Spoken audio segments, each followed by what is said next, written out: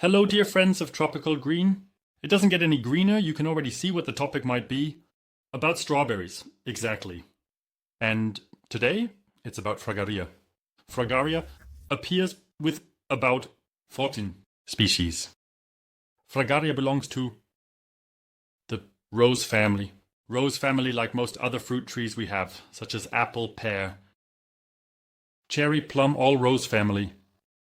And they are so delicious, so that they melt in our mouths, and today it's about how we grow them.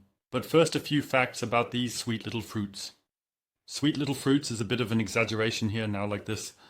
In the spring, most of them come from very warm regions in Europe.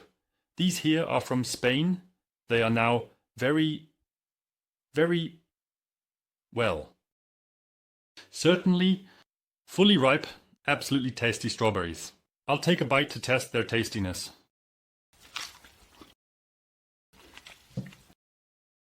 Very nice. Also inside, very white. Fragaria or strawberry fruits are non-climacteric, meaning they do not ripen after being picked. That means just as they are found here in the bowl is how they were harvested. Of course, they were transported to us in a refrigerated truck, but what immediately stands out with Fragaria, the strawberry fruits, are these little dots on the outside. And what perhaps not many know, this here is the receptacle, and these little dots are tiny seeds. That means the strawberry is an aggregate fruit.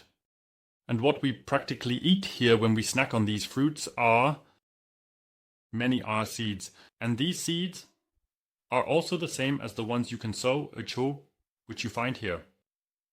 In this seed packet, I assume that this variety, it wasn't stated on the packaging or I overlooked it, is an F1 hybrid. This means that the first filial generation is crossed from two purebred parents. And the seeds that are now on these fruits can of course also be sown, but the probability is extremely low that this variety will come out again. The strawberries have gotten a bit ahead of us there. They thought, how can we ensure that our great, delicious, fantastically sweet Spanish strawberries are protected so that local gardeners in Germany or other countries cannot replicate these varieties? And this is simply done through the F1 hybrid, if you were to plant them now. And the plants were to cross again, you would have an F2 hybrid, which is the second filial generation. Among these, there could be other or similar I varieties as the parent plants, but the parent plants can, of course, be completely different in nature from the F1 generation. These could be, let's say, any varieties which we might not take very seriously because the fruits are really small, maybe not good in taste, and only the combination of the mother and father plant results in the F1 generation, where you can then say, hey, super cool, but you can't propagate them as you like because the same result won't come out. That's the whole botanical or genetic trick thing, but I will go into detail about that in further videos. Today it shouldn't get too extensive. The topic of strawberries and what can be made from strawberries will be increasingly focused on in the next segments. By the way, I've decided that I first need to take another bite of this delicious strawberry. A crunchy little fruit. I'm thinking, this year is going to be the year of basil, and basil goes very well with strawberries. And that's why I will expand the year of basil alongside the year of chilies and the year of orchids to include the year of strawberries. There will be other berries too, but strawberries are interesting and delicious. Strawberries contain a lot of important nutrients. They are also very rich in vitamin C. And I will definitely talk about all the ingredients in another post. Today we want to focus on sowing. I can already hear the calls from the back row telling me to finally get on with it, and that's exactly what I'm going to do. Here we have seeds of the so-called monthly strawberry. It's best to cut open the seed packet with scissors, but of course you can also tear it open. With strawberries, it's like this. The seeds should not be covered by the substrate. This means you simply spread the seeds on the surface. It's a bit annoying with this packet, I must say, because the seeds stick here. They are somehow statically charged.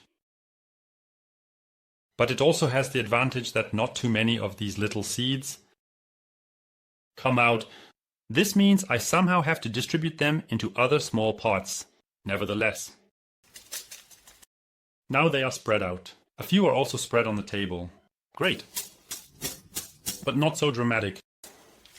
Now comes the next step. You just need to bring the seeds into contact with the substrate, which means pressing them down a bit. Now the sprayer comes into play. Maybe don't spray on the strawberries, but just spray on the little seeds. Basically, that's all there is to it. As far as sewing is concerned. Finally, of course, the label must go in.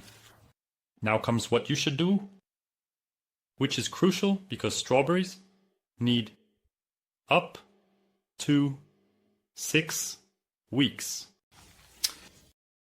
to germinate. Of course, it can also go faster depending on where they are placed.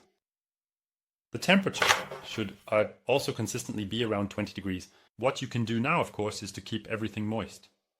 Simply use a glass pane. I'll remove the label first, otherwise it won't work. Place a glass pane over the pot. You can also stretch some cling film over the pot. But this way, the moisture is retained for the time being. Where I see the limits of using a glass pane or film, I will definitely discuss in another post. For the cultivation of others, plants, with a focus on Africa and Australia. A pane or film helps to retain moisture, but it really has significant disadvantages, and I will definitely prove to you that this is the case. As a rule, I usually do without such glass panes or films. I also don't use indoor greenhouses. I unfortunately consider all of that to be nonsense. It might work for one or another type of cultivation, but I think it's not good. So, and since you're all so eager for these strawberries, I'll take them now. I wish you lots of fun with the video. If you liked it, give it a thumbs up. See you next time. Goodbye. Delicious strawberries.